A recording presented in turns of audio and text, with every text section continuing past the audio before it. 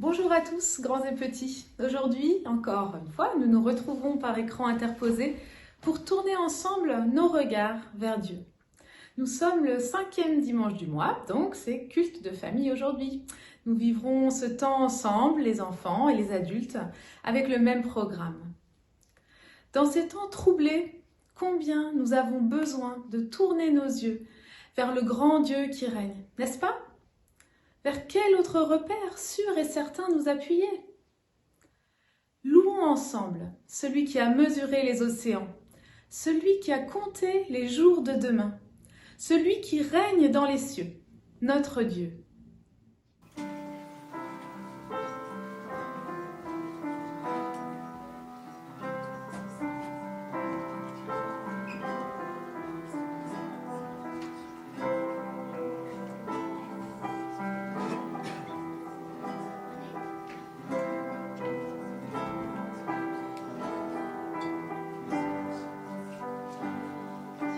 Qui a mesuré les océans,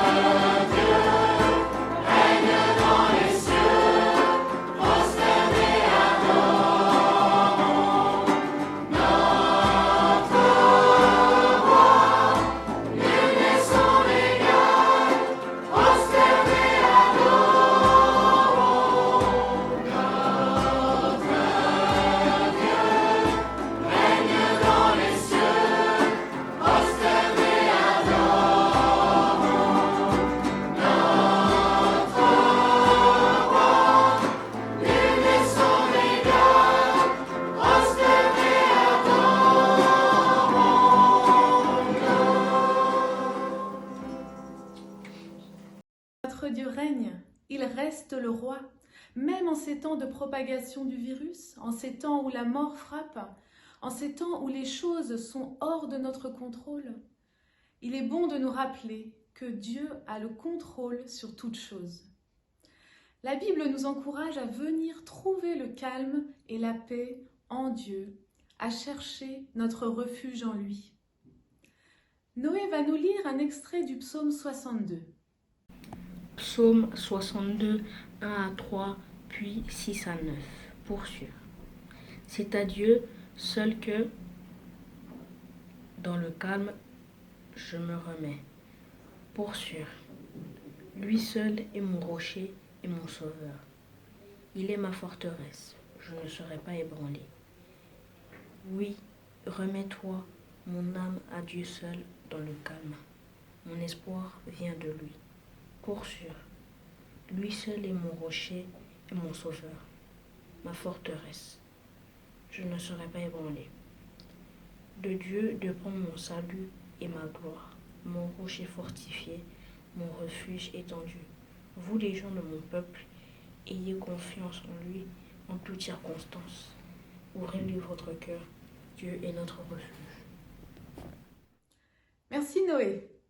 Quel beau psaume de confiance en Dieu, de calme trouvé auprès de Dieu. C'est bien simple, David, l'auteur de ces lignes, ne cherche pas son espoir ailleurs qu'en Dieu. Alors il y avait peut-être un mot un peu compliqué, ici c'est le mot ébranlé, je ne serai pas ébranlé. Ça veut dire ici, je ne serai pas troublé, je ne serai pas bouleversé, ni déstabilisé. Alors on va faire un petit jeu maintenant. Dans quelques instants, le texte du psaume 62 s'affichera à l'écran. Et on va essayer de trouver ensemble tous les mots qui évoquent une base stable et solide ou un refuge. Vous êtes prêts ?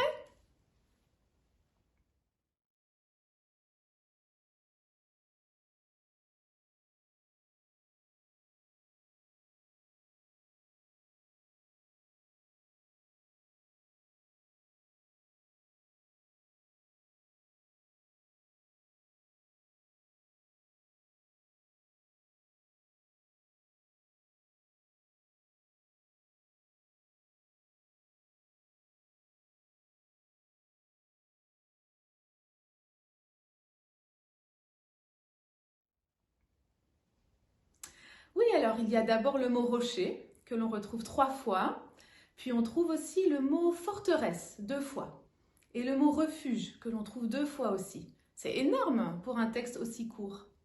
Dieu est tout cela pour David, un rocher solide, un refuge certain et une forteresse inattaquable. Est-ce que Dieu est aussi pour toi un rocher, un refuge, une forteresse ? Maintenant, encore un jeu. Essayons de trouver ensemble dans le texte 2 versets exactement les mêmes, presque mot pour mot.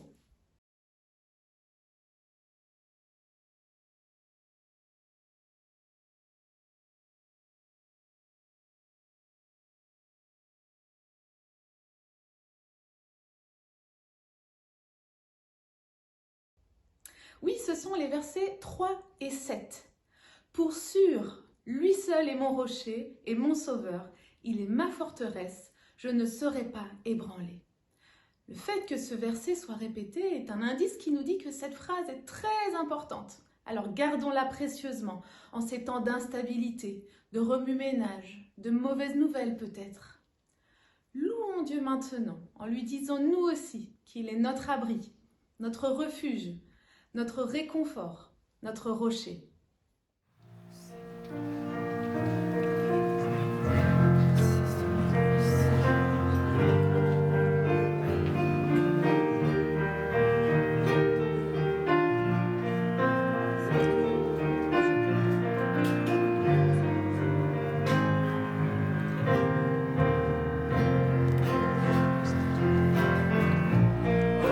Jésus, mon sauveur.